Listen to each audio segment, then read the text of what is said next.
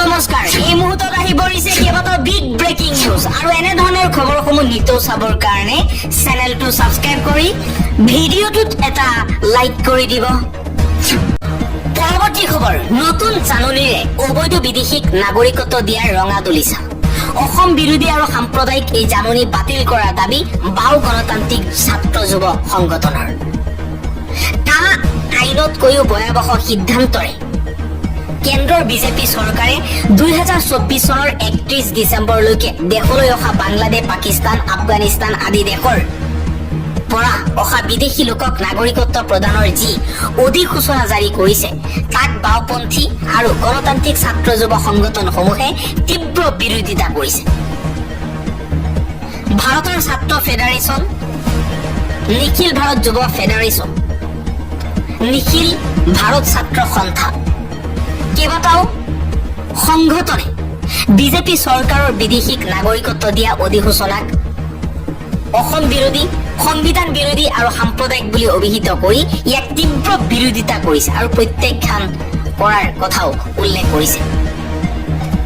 কেন্দ্ৰীয় গৃহ মন্ত্ৰালয়ে 1 ছেপ্টেম্বৰ 2025 তাৰিখে অনুপ্ৰৱেশ আৰু বিদেশী আদেশ 2025 ইমিগ্ৰেশ্যন এণ্ড ফৰেইনাৰ্ছ অৰ্ডাৰ 2025 জাৰি কৰি বিদেশী লোকে ভাৰতত নাগৰিকত্বৰ বাবে আবেদনৰ সময়সীমা 10 বছৰ বৃদ্ধি কৰি 2024 চনৰ 31 ডিচেম্বৰ কৰিছে। তা আইন অনুসৰি এই সময়সীমা 2014 চনৰ 31 ডিচেম্বৰ আছিল যদিও পুনৰ ইয়াক বৃদ্ধি কৰা হৈছে। দেশত নাগৰিকত্ব লাভৰ সময়সীমা 1951 চনৰ যদিও অসমৰ ক্ষেত্ৰত এই সীমা 1971 চন। নাগৰিকত্ব সম্পৰ্কীয় বিষয়ত দেশৰ সৰ্বোচ্চ ন্যায়ালয়ে গঠন কৰা সাংবিধানিক বেঞ্চে ইতিমধ্যে নিৰ্দেশনা দিছে যে অসমত নাগৰিকত্ব লাভৰ ভিত্তি বৰ্ষ হ'ব 1971 চন। এনে অৱস্থাত কেন্দ্ৰীয় চৰকাৰৰ শেহতীয়া নিৰ্দেশনা হৈছে উচ্চতম ন্যায়ালয়ৰ নিৰ্দেশৰ বিৰোধী। অসম ৰাইজ আৰু দল সংগঠনে তীব্ৰ আশংকা আৰু উদ্বিগ্নতা প্ৰকাশ কৰি তাৰ বিৰুদ্ধে তীব্ৰ প্ৰতিবাদ জনাইছিল, কিন্তু বিজেপি চৰকাৰে তাক গৃহীত কৰি অসমবাসীক উপলুঙা কৰাৰ লগতে স্বৈৰাচাৰী আচৰণেৰে নতুন অধিসূচনা আনি ৰাজ্যবাসীক বৃদ্ধাংগুষ্ট দেখুৱাইছে। বিদেশীমুক্ত অসম আৰু খিলঞ্জীয়াৰ সুৰক্ষাৰ শ্লোগান দি ক্ষমতালৈ অহা বিজেপি চৰকাৰখনে সম্পূৰ্ণ লুটিবাগৰ মাৰি অধিক বিদেশী অহাৰ পথহে প্ৰশস্ত কৰিব ওলাইছে। আচৰিত কথা যে ৰাজ্যৰ বিজেপি, এজিপি, UPPL নেতৃত্বাধীন চৰকাৰখনে কেন্দ্ৰীয় চৰকাৰৰ এনে ভয়ংকৰ অধিসূচনাৰ বিৰুদ্ধে এটা শব্দ উচ্চাৰণ কৰিবলৈ সাহস কৰা নাই।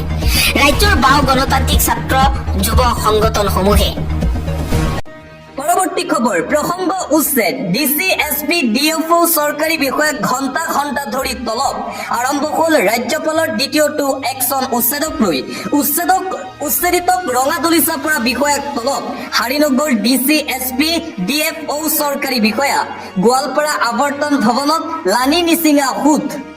2010 চনৰ পৰা 2024 চনৰ নিয়োজিত প্ৰশাসনিক বিষয়াকো তলব। হাছিলা পাইকান বেদখলত জড়িত আছিল এই বিষয়াসকল। বেদখলৰ সময়ত বনাঞ্চলত ৰঙা তুলিচা পৰাৰ অভিযোগ। যোগান ধৰিছিল চৰকাৰী আঁচনিৰ পৰা শিক্ষা ব্যৱস্থালৈ। 500ৰো অধিক বিভাগীয় চৰকাৰী বিষয়াক সোধা পোছা কৰা হৈছে। মুখ্য সচিবৰ নিৰ্দেশত গোৱালপাৰাত হ'ব শুনানি। উচ্ছেদিতৰ পৰা অভিযোগ লোৱাৰ পাছত সচিবৰ একশ্যন আৰম্ভ। বেদখলৰ সময়ত বনাঞ্চলত কেনেকৈ লাভ কৰিছিল চৰকাৰী আঁচনি? খোৱাপানী, বিদ্যুৎ সেৱা, শিক্ষা অনুষ্ঠান কোনে কৰিছিল নিৰ্মাণ? কাৰ নিৰ্দেশত এইসমূহ লাভ কৰিছিল উচ্ছেদিত বেদখলকাৰী ৰাইজে? সকলো প্ৰশ্নৰ উত্তৰ দিব লাগিব নিয়োজিত চৰকাৰী বিষয়াসকলে। আৰু কঠোৰ হৈ পৰিছে চৰকাৰ। আৰম্ভ হ'ল ৰাজ্যপালৰ দ্বিতীয়টো একশ্যন উচ্ছেদক লৈ। আন এটা গুৰুত্বপূৰ্ণ খবৰ, এবাৰ বিহাৰৰ মুখ্যমন্ত্ৰী নীতিশ কুমাৰৰ নতুন ৰূপ। মুছলিম টুপি পিন্ধি মাজাৰত বহি কৰিলে দোৱা নীতিশ কুমাৰে। নাই কৰি সন্মতি প্ৰদান কৰিলে বিহাৰৰ CM নীতিশ কুমাৰে। নীতিশ কুমাৰে মুছলিম টুপি পিন্ধি মাজাৰত বহি কৰিলে দোৱা। সেই ফটো ইতিমধ্যে ভাইৰেল সমগ্ৰ ভাৰতত। পাটনাৰ ফুলবাৰী শ্বাৰিফত অৱস্থিত খানখা মাজাৰত দোৱা। তিনিদিনীয়া উৰুছৰ আৰম্ভণিত বিশেষ ৰূপত দেখা গ'ল মুখ্যমন্ত্ৰী নীতিশ কুমাৰক। এটা সময়ত মুছলমানৰ টুপি পৰিধান কৰিবলৈ অস্বীকাৰ কৰিছিল নীতিশ কুমাৰে। না কৰকে ইকৰাৰ কৰ বেঠে বিহাৰৰ CM নীতিশ কুমাৰ। মৌলানা মেখানুজুদ্দিন কাদৰী আৰু আফতাব আলমে তেওঁক চাদৰ আৰু টুপি পিন্ধাই স্বাগতম জনায় আৰু বিশেষ ৰূপত দেখিবলৈ পোৱা গৈছে বিহাৰৰ মুখ্যমন্ত্ৰী নীতিশ কুমাৰক। সংগ দিয়ে বিহাৰ চৰকাৰৰ মন্ত্ৰী আৰু বিভিন্ন কৰ্মকৰ্তাসকলে নীতিশ কুমাৰক। আন এটা ব্ৰেকিং নিউজ, উচ্ছেদক লৈ উপায়ুক্ত পৰ্যায়ৰ তদন্তৰ নিৰ্দেশ মুখ্যমন্ত্ৰী হিমন্ত বিশ্ব শৰ্মাৰ।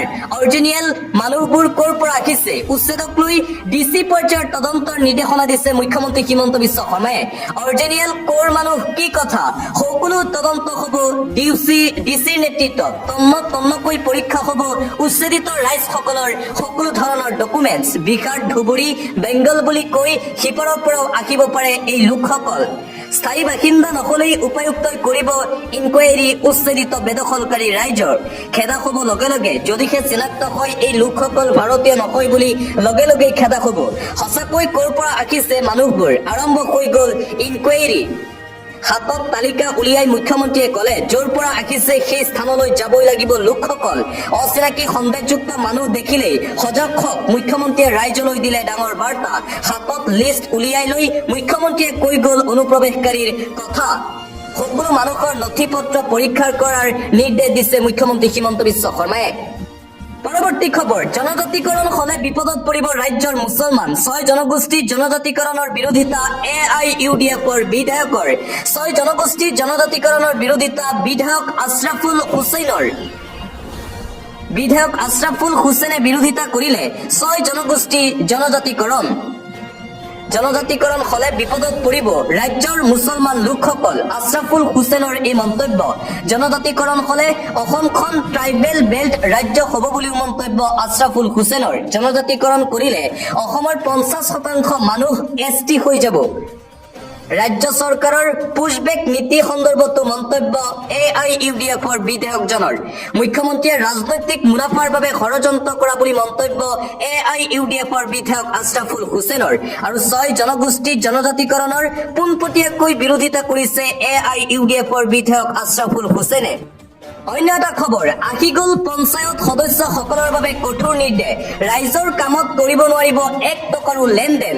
অফিচৰ কামত আনিব নোৱাৰিব পত্নী বা স্বামীক। আৰু যিসকল পঞ্চায়ত প্ৰতিনিধি এইবাৰ জয়ী হৈছে তেওঁলোকলৈ নতুন আৰু কঠোৰ নিৰ্দেশনা দিছে ৰাজ্য চৰকাৰৰ ফালৰ পৰা। ৰাইজৰ কামত কৰিব নোৱাৰিব 1 টকাৰো লেনদেন সদস্যসকলে। অফিচৰ কামত আনিব নোৱাৰিব পত্নী বা স্বামীক। সদস্য পত্নীৰ সৈতে পঞ্চায়ত অফিচত বহি থাকিব নোৱাৰিব স্বামী। ৰাইজৰ কামত কৰিব নোৱাৰিব 1 টকাৰো লেনদেন। সদস্যৰ বাহিৰে পৰিয়ালৰ কোনো লোক থাকিব নোৱাৰিব পঞ্চায়ত অফিচত। জনতাৰ কাম সদস্যই নিজেই কৰি দিব লাগিব। কঠোৰ নিৰ্দেশনা দিয়া হৈছে সদস্যসকলক লৈ। পৰিয়ালৰ কোনো লোকে কৰিব নোৱাৰিব হস্তক্ষেপ পঞ্চায়তৰ কামত। সকলো পঞ্চায়তৰ সদস্যলৈ জৰুৰী নিৰ্দেশনা জাৰি কৰা হৈছে। স্বামীসকলে পত্নীৰ কামত আহি হস্তক্ষেপ কৰিবহি নোৱাৰিব। যদি এনে কৰিছে দিয়ক অভিযোগ আৰু তৎক্ষণাৎ চৰকাৰে ল'ব কঠোৰ ব্যৱস্থা। পঞ্চায়ত প্ৰতিনিধিলৈ চৰকাৰৰ এই কঠোৰ নীতি নিৰ্দেশনা জাৰি। মন্ত্ৰী ৰঞ্জিত কুমাৰ দাসৰ এই ডাঙৰ ঘোষণা।